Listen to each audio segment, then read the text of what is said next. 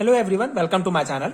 आज हम इस वीडियो में जिंजीबेरेन के बारे में डिस्कस करेंगे, जो कि एक इंपॉर्टेंट नेचुरल प्रोडक्ट है ऑर्गेनिक केमिस्ट्री से रिलेटेड।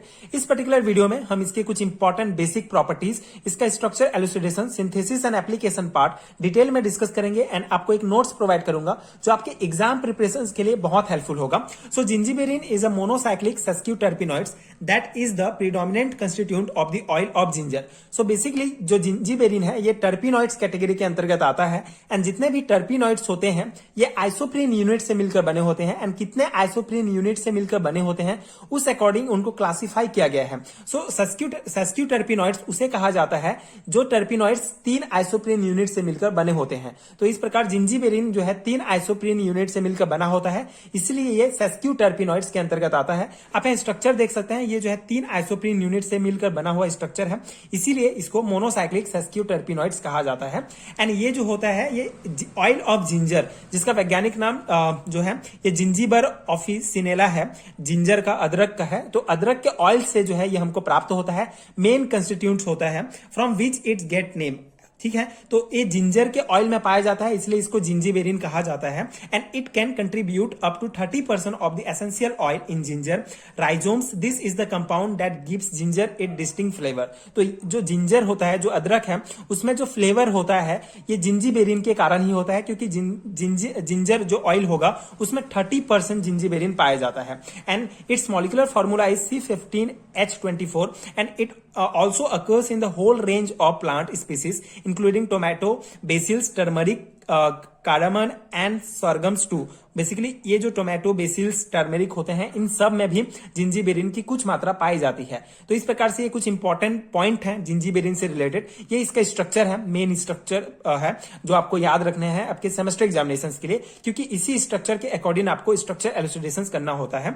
अब हम इसका स्ट्रक्चर एलुसिडेशन देखेंगे। सो पहला पॉइंट है मॉलिक्यूलर फॉर्मूला। बेसिकली जितने भी क्वांटिटेटिव एंड क्वालिटेटिव एनालिसिस होते हैं स्पेक्ट्रोस्कोपिक टेक्निक के द्वारा एनालिसिस करने के बाद जिंजीबेरेन का जो मॉलिक्यूलर फॉर्मूला होता है ये C15H24 होता है।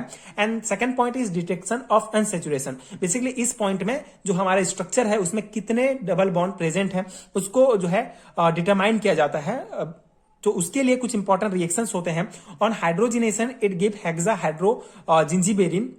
बेसिकली आप स्ट्रक्चर में देख रहे हैं यहाँ पे 3 डबल बॉन्ड प्रेजेंट हैं, तो उसके लिए हमको क्या करना होगा, यहाँ पे जो जिंजीबेरेन है इसको 3 हाइड्रोजन मॉलिक्यूल के साथ रिएक्शन कराना होगा, जिससे हमको हेक्सा हाइड्रो जिंजीबेरेन प्राप्त होता है, जिससे ये प्रूफ होता है कि इसमें जो है 3 डबल बॉन्ड प्रेजेंट है। बेसिकली हमने पिछले वीडियोस में जब नेचुरल प्रोडक्ट्स के बारे में हमने डिस्कस किया है तो आपने समझा है कि जितने भी स्ट्रक्चर में आपको जितने भी डबल बॉन्ड प्रेजेंट दिख रहे हैं उस अकॉर्डिंग आप उतने जो है हाइड्रोजन मॉलिक्यूल या ब्रोमीन मॉलिक्यूल के साथ उसका रिएक्शन करा सकते हैं, जिससे हमको एक प्रोडक्ट प्राप्त होगा, जिससे प्रूफ होगा कि इसमें जो है जिससे ये डिटरमाइन होगा कि ये जो स्ट्रक्चर है इसमें इतने डबल बॉन्ड प्रेजेंट है। तो यहाँ पे जिंजीबेरेन में 3 डबल बॉन्ड प्रेजेंट है, इसलिए हम 3 हाइड्रोजन मॉलिक्यूल के साथ रिएक्शंस कराएंगे। एंड एक और रिएक्शन है, अगर हम जिंजीबेरेन का रिडक्शन रिएक्शंस कराते हैं तो हमको डाई हाइड्रो जिंजीबेरेन प्राप्त होता है। ये दोनों रिएक्शन प्रूफ करते हैं कि जिंजीबेरेन में 3 डबल बॉन्ड प्रेजेंट है। So this reaction shows the presence of 3 double bonds. Okay. Now the conformation of carbon skeleton. So carbon skeleton को confirm करने के लिए reactions होते हैं. So ozonolysis of gingiberine gives acetone, levulinic acid and succinic acid.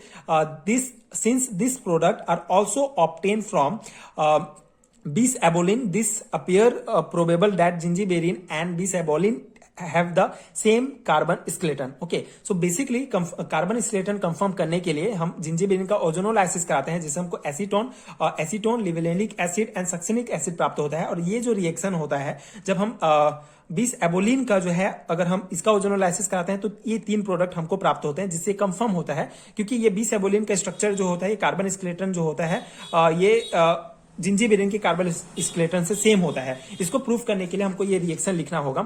ये जिंजीबेरेन का जब ozonolysis कराएंगे तो acetone, succinic acid and levulinic acid प्राप्त होता है। इसी प्रकार हम इस बिसएबोलिन का भी ओजोनोलाइसिस कराएंगे तो ये तीनों प्रोडक्ट हमको प्राप्त होंगे। सो इससे प्रूफ होगा कि इसमें जो है कार्बन स्केलेटन दोनों का सेम होता है। Now the synthesis of zingiberene. So synthesis बहुत इंपॉर्टेंट होता है सेमेस्टर एग्जामिनेशन के लिए। जिंजीबेरेन को सिंथेसाइज करने के लिए ये हमारा मिथाइल हेप्टेनॉन एंड पैरा एनाइल्स मैग्नीशियम ब्रोमाइड के साथ दोनों का जब रिएक्शन होगा, दोनों को कंबाइन करेंगे तो हमको एक कंबाइंड कंपाउंड प्राप्त होगा। ये कंबाइंड कंपाउंड को जब हम इसका फिर हाइड्रोजनेशन होगा, सॉरी डिहाइड्रेशन होगा, तो हमारा रिएक्शन होगा, तो हमको ये कंपाउंड प्राप्त होगा। बेसिकली ये OH ग्रुप हट जाएगा एंड डबल बॉन्ड में कन्वर्ट हो जाएगा। उसके बाद बर्च रिडक्शन रिएक्शन होता है। सो बर्च रिडक्शन रिएक्शन के बाद ये स्ट्रक्चर हमको प्राप्त होगा, ये कंपाउंड बेसिकली। उसके बाद जब इसका हाइड्रोजनेशन होगा तो ये कंपाउंड प्राप्त होगा। उसके बाद फिर हमको जो है ये स्ट्रक्चर बेसिकली यहाँ पे जो OCH3 है, यहाँ पे डबल बॉन्ड बेसिकली OH में चेंज हो जाएगा, ये OCH3 एंड उसके बाद CH3 MgI के साथ जब रिएक्शन होगा तो ये OH और OH ग्रुप में चेंज हो जाएगा। देन एनहाइड्रोज ऑक्सिलिक एसिड के साथ अगर हम रिएक्शन कराएंगे इसका, तो यहाँ पे हमको जिंजिबेरिन हमारा फाइनल प्रोडक्ट प्राप्त हो जाएगा।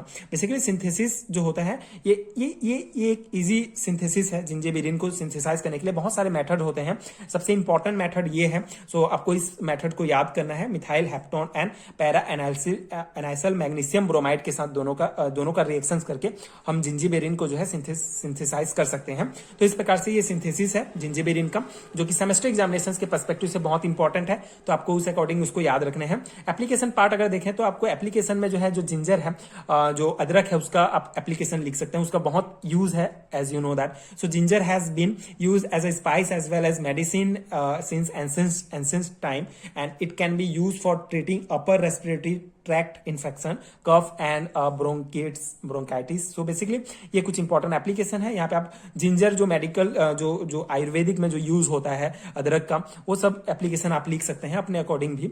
सो ये था जिंजिबेरिन के कुछ इंपॉर्टेंट पॉइंट्स, इसका सिंथेसिस, स्ट्रक्चर एल्यूसिडेशंस एंड स्ट्रक्चर डिटर्मिनेशंस, जो कि semester examination BSc and MSc level के एग्जामिनेशन के लिए काफी इंपॉर्टेंट है अगर आपके सिलेबस में ये है तो।